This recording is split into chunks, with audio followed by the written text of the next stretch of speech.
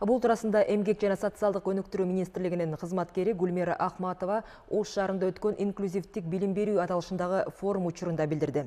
Мүмкүнчүлүгү чектелген жарандардын муктаждыктары тууралуу Миргүл Бокошованын материалында. Кылчайып карайсыңар, эмнеге мен тарапты, мен дагы адаммын го. Койсоңор болот атты. Силерден башкачамын, аны мен эч танбайм. Бул саптарды Перизат өзүнө таңыркап караган адамдарга карата жаздым дейт. Тубаса ооруга чалдыккан Перизат учурда шаардагы жогорку окуу жайдын бирин бүтүрүүнүн алдында турат. Мүмкүнчүлүгү чектелген жаран бул негизи жөнөкөй адамдар үчүн жапай адамда баары моминтип бул кантип билим алып атат. Жада калса тепкичтен көтөрүлгөндөн бери карашчу да. Оор эмеспи, сага жеңилби деп ар кимиси ар кандай сөздү айтат. Перизат менен Урматтын үйлөнгөнүнө 1 ай боло элек. Перизат Кара суунун тургуну болсо, Урмат Ысык көлдүн кулуну. Эки жаштын сезимдерин жолдун алыстыгы, жакындарынын каршылыгы жеңе алган жок. Каршылыктар көп болду. Ошонун баары моюн жара бербей ушу чыныбы жакшы көргөн кыз экен, ушул экенине мен эч кимге бир моюн бербей ушул күнгө чейин келатам.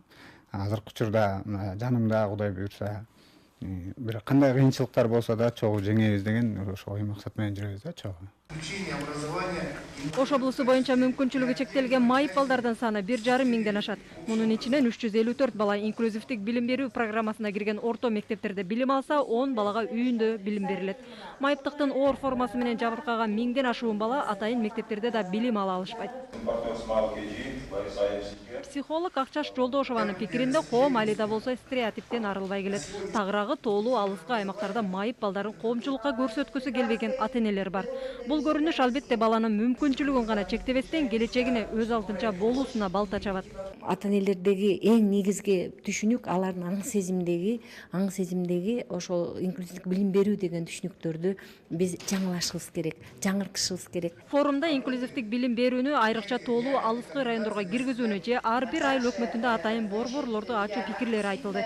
Ар бир бала толук кандуу билим алууга укуктуу деген сот кызматкерлердин пикиринде өлкөдө балдардын кызыкчылыгын алдыга койгон конкреттүү принциптер бар. Ага ылайык майып балдардын билимин жогорулатуу үчүн министрлик жыл сайын атайын пландарды иштеп чыгат. Каждый ребенок имеет право.